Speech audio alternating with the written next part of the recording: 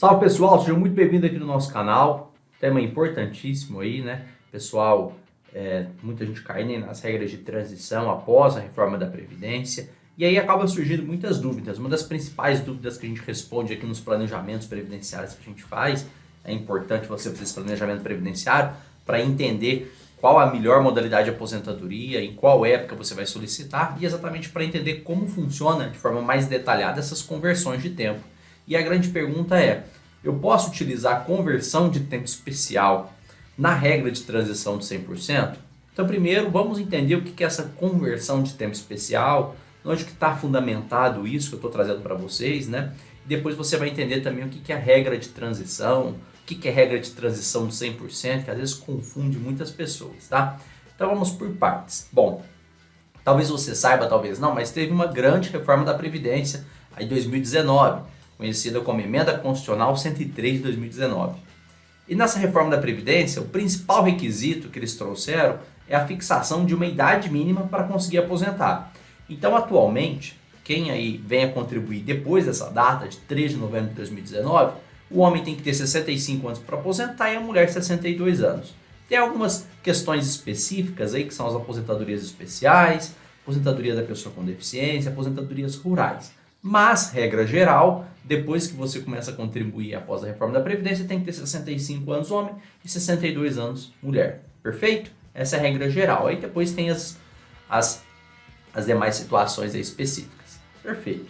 Só que as pessoas que já estavam contribuindo antes da entrada em vigor da reforma da Previdência, elas acabam caindo em uma regra de transição, para não ser tão prejudicial a elas, tá? Aguardar uma idade tão alta como 65 para homem e 62 para mulher, né? E consequentemente também não aposentar nas regras anteriores, que é o direito adquirido. Então, para essas pessoas que ficam no meio termo, elas nem conseguem aposentar com data anterior à reforma da Previdência, né? Nem posterior, porque está muito longo, criou-se as regras de transição. E uma das regras de transição que nós temos é essa regra de transição de 100%. O que é essa regra de transição de 100%? Ela exige do homem e da mulher uma idade mínima, então a mulher ao invés de ter 62, ela precisa ter 57 anos no mínimo, e o homem ao invés de ter 65, precisa ter 60 anos no mínimo, tá? Então mulher 57 anos, obrigatoriamente, e o homem 60 anos, obrigatoriamente. Esse é o primeiro requisito. Segundo requisito, né? Além de ter uma idade mínima, 57 para mulher e 60 para homem, tem que ter um tempo de contribuição, tá? Que corresponde àquele mínimo que faltava para aposentar até a data da publicação da reforma. Vamos simplificar um pouquinho. Vamos pegar o homem. Antes da reforma da Previdência, ele tinha que comprovar 35 anos de tempo de contribuição, independente da idade. Então, se ele provou 35 anos de contribuição, ele conseguiria aposentar, ia pegar o fator previdenciário lá, mas conseguiria receber sua aposentadoria. Com essa regra de transição, ela fala o seguinte, olha, vamos imaginar que até a data da reforma, no dia 13 de 11 de 2019, ao invés de você ter 35 anos de contribuição, porque senão você cai no direito adquirido, você tinha aí 32 anos de contribuição. Então, ou seja, faltava 3 anos para você alcançar os 35 anos de contribuição. Então, se você quiser cair na regra de 100%, além desses 3 anos que falta para você contribuir para chegar nos 35, você vai ter que contribuir mais 3 anos. Por isso que ela é 100%. É o valor, é o tempo de contribuição que faltava para atingir o requisito mínimo, né? Anterior é o tempo que você vai ter que contribuir. Então, eu tinha 32 anos no caso do homem, até 3 de 11 de 2019. Além dos 3 anos que faltavam para atingir os 35, eu vou ter que contribuir mais 3. Seria como se fosse 38 anos de contribuição e ter a idade mínima de 60 anos. No caso da mulher, é a mesma situação, né? Então, ela tem que ter no mínimo 57 anos, só que a mulher, ao invés de 35 anos, ela precisava comprovar 30 anos de contribuição. Então, eles vão fazer o cálculo do tempo de contribuição dela, que ela tinha até o dia 3 de 11 de 2019. Vamos imaginar que fosse 27 anos de contribuição, faltava 3 anos para ela aposentar, né, para atingir os 30. Então, além desses 3 anos para atingir os 30, ela vai ter que comprovar mais 3 anos, contribuir por mais 3 anos, perfeito? Então, vai dar 27 com 30, com 3, 30 mais 3, 33 anos. Ela precisa de 57 anos, nesse caso específico, mais o tempo de contribuição, perfeito? E o que é esse tempo de conversão de tempo especial em comum? São para aquelas pessoas que trabalham, né, ou trabalharam expostas a algum tipo de agente nocivo, físico, químico, biológico, que prejudica a sua saúde ou integridade física. Então vamos trazer alguns exemplos aqui. Vamos imaginar a pessoa que trabalha numa indústria metalúrgica, onde fica exposta ao nível de ruído muito alto, ou a pessoa trabalha exposta a agentes biológicos no setor da saúde, médicos, dentistas, enfermeiros, técnicos, enfermagens, auxiliares, instrumentistas, todas essas pessoas, né, ou outras que ficam prejudiciais aí à sua integridade física, os vigilantes, eletricistas, todos esses pessoais que ficam expostos à sua integridade física, que prejudicam a sua saúde, eles têm uma contagem diferenciada, tá?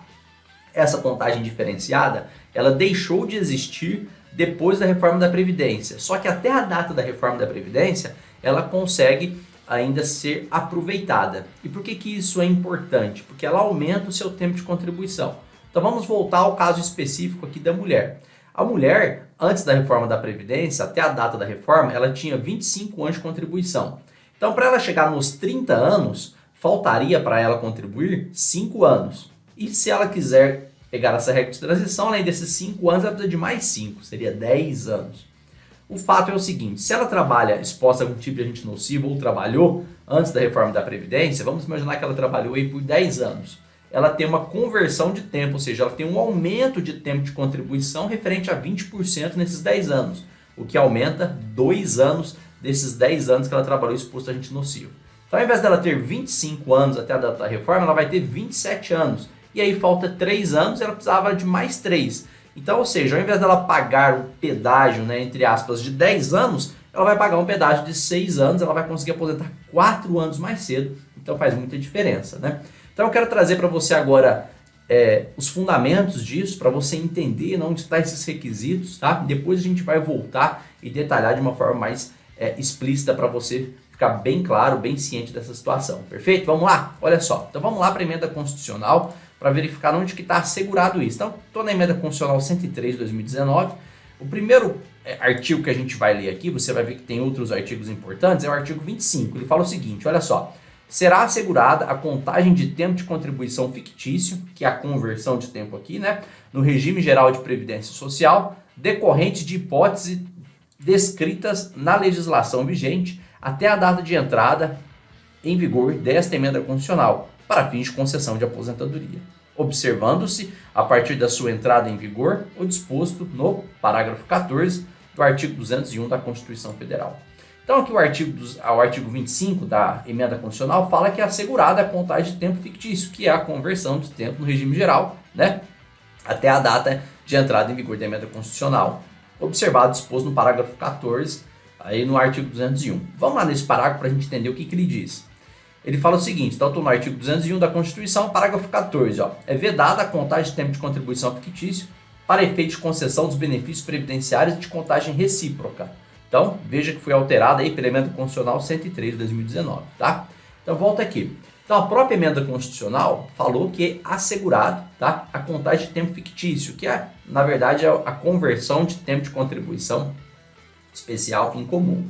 Aqui eu não concordo com esse tempo fictício porque tem fonte de custeio para manter esse benefício, né? Para manter esses pagamentos de aumento de tempo de contribuição. Mas aí é discussão para um outro vídeo aí, não é? Não, na nossa opinião, não trata-se de tempo fictício porque tem fonte de custeio lá na 8.212, percentual, subfaturamento, mas deixa isso para outra discussão, tá? Mas a legislação fala, Constituição, olha, é possível sim fazer o aproveitamento de tempo fictício até a data da reforma da Previdência. Depois daqui não é possível. E ela traz nas aposentadorias. Quer dizer que na aposentadoria da regra de transição de 100% pode ser aplicado. E a gente tem que ser observado, né, como que isso é feito. A gente vai ter que ir lá na legislação infraconstitucional, na Lei 8.213, tá? E depois a gente vai lá no decreto da Previdência, né, que regulamenta toda a legislação. Vamos lá entender? Vem com a gente, olha só. Então aqui a gente foi na emenda constitucional, a emenda constitucional nos jogou para a Constituição, para você entender até quando pode ser feita essa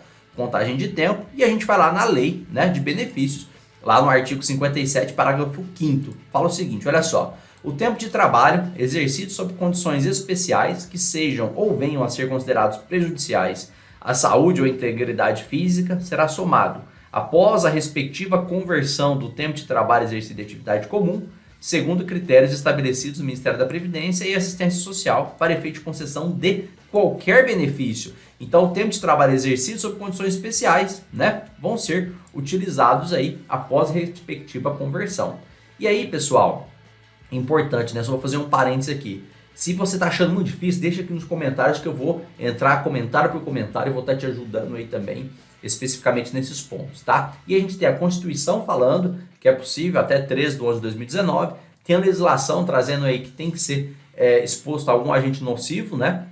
Que prejudica a sua saúde e a sua integridade física, e tem detalhando aí dentro da legislação que vai ser por critérios estabelecidos aí no Ministério da Previdência, que está lá no decreto 3048. Então veja que a gente tem que pegar uma cadeia de normas para conseguir chegar no consenso e a partir daí fazer a aplicação adequada, né? No caso concreto. Então vamos lá para o decreto para ver o que ele fala. Olha só, o decreto, o artigo 70, você pode ver que ele está até riscado aqui, porque ele foi revocado pelo decreto 10.410 de 2020, que foi depois da reforma da Previdência, mas ele ainda está em vigor até a data da reforma, até 13 de 11 de 2019. Ele diz o seguinte, olha só, a conversão de tempo de atividade sob condições especiais, que foi aquela que a gente acabou de ler aqui no parágrafo 5º do artigo 57 da Lei 8.213, né?